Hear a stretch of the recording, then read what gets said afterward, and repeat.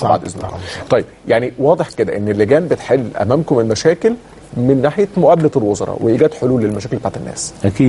اكيد كل اللجان دلوقتي سعادتك عشان تبقى عارف جميع طلبات الاحاطه وجميع كل الحاجات المشاكل اللي على مستوى الوزارات كلها محصوره دلوقتي في اللجان، والمجلس شغال من يوم ما اتشكلت اللجان زي خليه النحل. تمام. وفي ما تصورش حضرتك حجم الانجاز، وفي نفس الوقت جميع الوزراء على طول ساعتك. يعني النهارده كان في 5 وزراء اللي في اللجان موجود، واللي في الجلسه العامه موجود، والعمليه يعني تمام.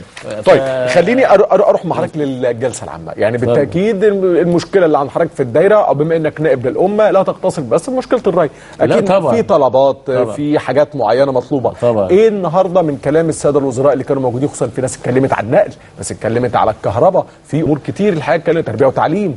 قول لي النهارده ايه اللي لفت انتباه حضرتك من كلام الوزراء في الجلسه العامه؟ هو يعني اهم حاجه لفت انتباهي بالنسبه للساده الوزراء ان كان فعلا مركزين على المشاكل فعلا اللي موجوده في الدوائر الجمهوريه كلها. ايوه.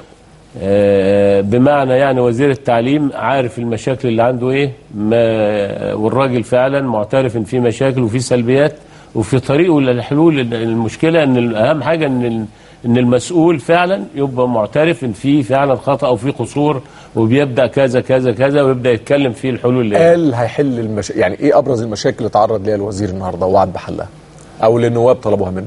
هو كانت كل المشاكل بالنسبه للتربيه والتعليم كانت في مشاكل بالنسبه للمدارس، بالنسبه للانشاءات، بالنسبه للابنيه التعليميه، بالنسبه للمدرس مشاكل المدرسين، بالنسبه للامتحانات، كل الحاجات دي. لان النهارده كل حاجه احنا اتكلمنا فيها. يعني النهارده لما مثلا هو الوزير النهارده اعترف وقال كثافه الفصول بتتعدى ال 45 طالب، ده فعلا قال هيوفر مدارس ازاي؟ ما انا بقول لحضرتك هو شغال الابنيه التعليميه. ما انا بقول لحضرتك الابنيه التعليميه فعلا في طرح لكميه من المدارس دي النهارده شغالين فيها، وفي حاجات تانية. فهو ما فيش حل الا لازم يزود عدد المدارس، وده الابنيه شغاله فيها كويس، واحنا لامسين الكلام ده. جميل. يعني احنا بدانا نلمس فعلا الكلام ده. طيب يعني التعليم واضح ده يعني جزء لفت انتباه سيادتك. دي اهم حاجه. اهم حاجه. طيب اروح لسيادة النائب الشقيني برضه في الجلسه العامه. وزير الكهرباء اتكلم. لا احنا خلينا حضرتك، انا بالنسبه لي النهارده طالع من اللجنه الساعه 3. موضوع المفروض النهارده سعادتك انا من الساعه 9 الصبح للساعه 3 في لجنه الزراعه.